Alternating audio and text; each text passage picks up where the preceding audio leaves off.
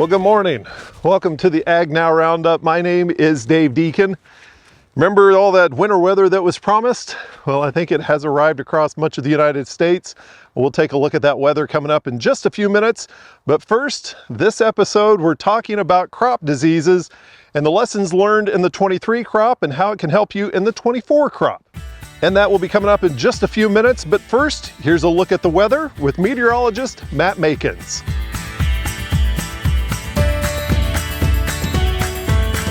AgNow Weather Report.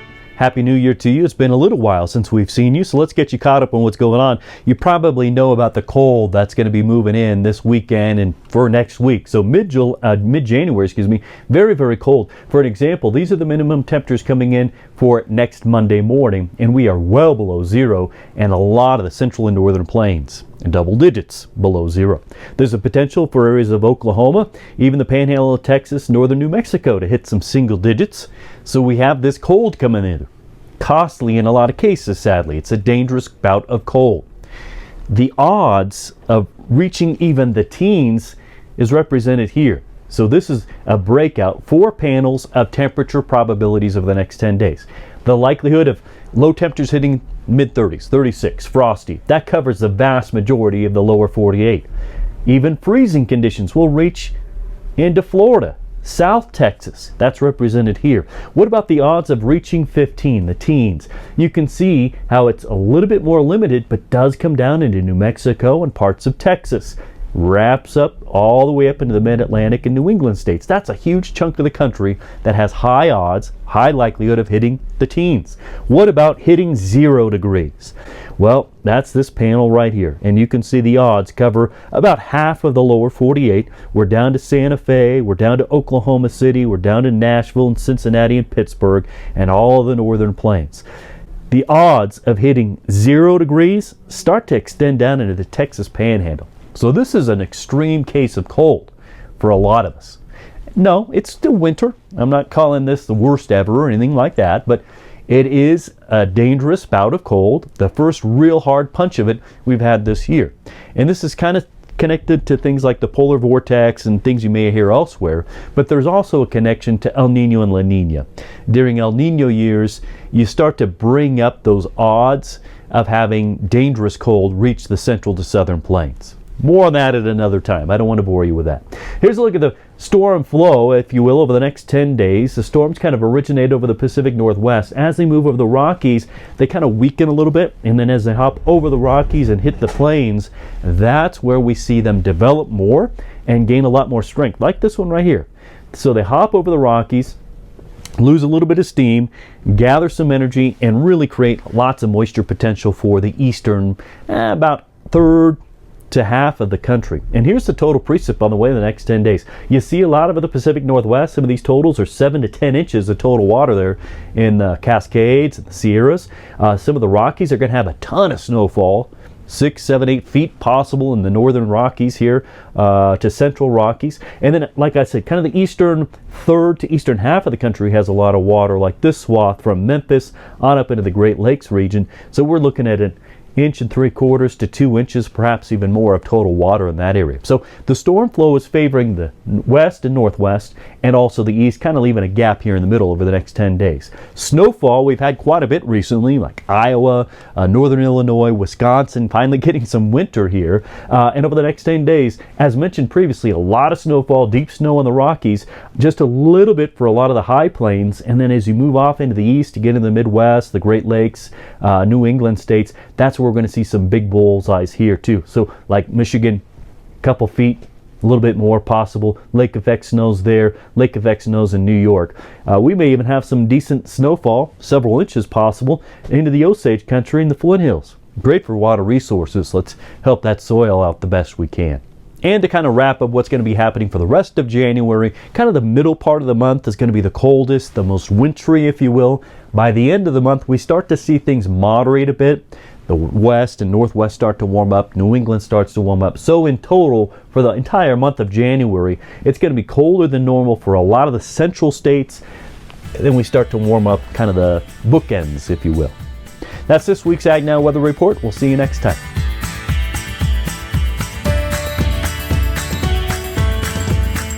Well, thank you so much, Matt. All that talk about cold weather has me really second guessing doing the show outside every week, but that's where the ag producers are, so that's where we are. We had a lot of questions last year about crop diseases, so we made sure to ask about that whenever we talked to state specialists, and we're devoting a whole episode to those interviews that focus in on diseases in crops. So we'll start off this episode about crop diseases with soybeans. Regarding diseases are always present, but I saw some aerial blight, rhizoctonia cases, vein necrosis, which is a virus transmitted by thrips. That was more often than normal, I guess. Green stem was a problem in most of the parts, especially in the parts with the drought effect. And a possibility for that is I can speculate because green stem is caused by a number of factors, but I see as two possible factors. The drought effect causing a disbalance or a misbalance in the source drain relation in the plant. So we had, for a period of time, good soil moisture and the plants developing well. So they accumulated carbohydrates, they photosynthesized enough, but when it got to the filling of the pods, the soil was dry and the plant was suffering with the heat. So the movement from the stems or the leaves to the pods were very slow, and that may cause the green stem. Also, another possibility, even though you have potassium levels high in the soil, if you don't have moisture, the plant is not uptaking potassium. And potassium is demanded until the end of the cycle. It is very important for the soybean plants filling the seeds and filling the pods that potassium is available in the soil. So that might be another factor causing green stem as well. Well, we've had, in this area and in a lot of areas in South Dakota, white mold is a big problem. I know it gets a little too hot down south for you guys to see that, but it's a major problem here in certain areas. A lot of iron chlorosis in certain parts of the state. Whenever it comes to disease pressure, there can be quite a bit of management whenever it does come to canola production. So for the diseases, yeah, definitely, crop rotation would be our main tactic that would help manage some of the severe diseases that we have. Like we have the white mold, where the spores kind of survive in the crop residue. So you need to maintain that longer duration so that can subside the inoculum of the disease.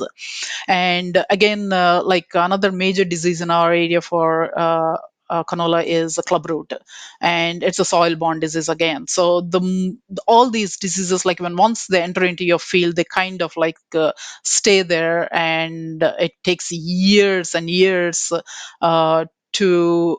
I don't know if even it is possible to make a field completely inoculum free. So it's hard, but like we with the improved crop rotation practices, and then we have resistant varieties, suppose a blackleg and clubroot.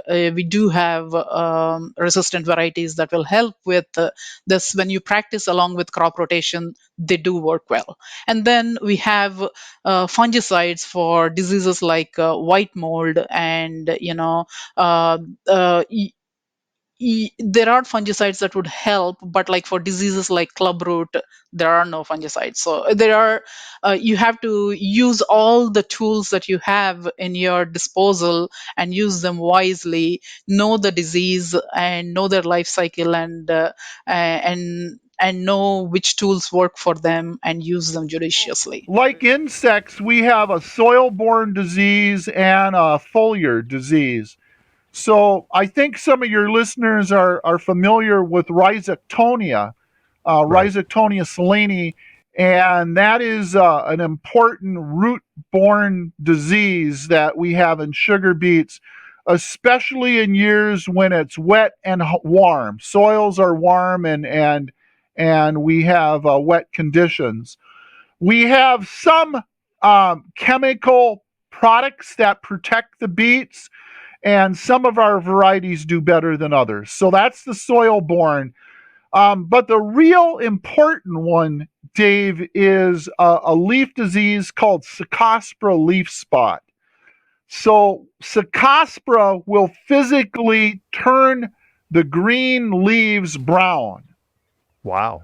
And the problem with that is the sugar beet wants to immediately make new leaves, and it does, but it does that at the expense of the sugar in the taproot. So we're remobilizing sugar to make leaves. So what we'd rather do is to protect the leaves that we have. So we manage the Cercospora very, very carefully by following both the air temperature and the humidity of the air, especially at night. And then we have a very aggressive spray program that we use. So I would say that the diseases, both root diseases and foliar diseases, are probably the most important that are managed. Foliar diseases, I know that's always a concern for us in our environment, right? I think statewide we probably average close to 50 inches of rainfall a year. And so, warm conditions, when we do get the rainfall, we do have some disease pressure usually. So this year, relatively dry. So April, May, June, July, we got some rainfall in July, but southern rust is our main worry. It always seems like if we get a wet April, May, June, especially points further south of us, it blows in here. That's when we get a lot of stuff coming in. And this year, it didn't show up till early July. So it really showed up kind of the tail end of the crop. And so, a lot of our corn is sprayed with foliar fungicides just as a preventative measure. But, actual disease-wise, there wasn't that much out there. So, the diseases we typically have would be southern rust. That's our main concern. We do have northern corn leaf blight some years, certain hybrids, gray leaf spot, and southern corn leaf blight. Those are really the four main foliar diseases. And, of course, we have stalk rots sometimes that cause issues, and we had some of that this year as well. Fortunately, the disease we have not found yet is tar spot. That's something that, you hear about in the news and all that. But fortunately, the tar spot is still a ways to the north or east of us. So that's something we haven't dealt with yet. Well, we really hope that information will help you with the 24 crop whenever it comes to making decisions about disease pressure. And you can find out more information about those crops and watch more videos at agnowtv.com. And while you're there, sign up for our social media, our email, and you can even download the AgNow TV app. And there are a lot more videos from land-grant universities covering all subjects at our AgNow TV app. Again, you can find that link on our website, agnowtv.com. From our farm to your farm, I'm Dave Deacon for AgNow.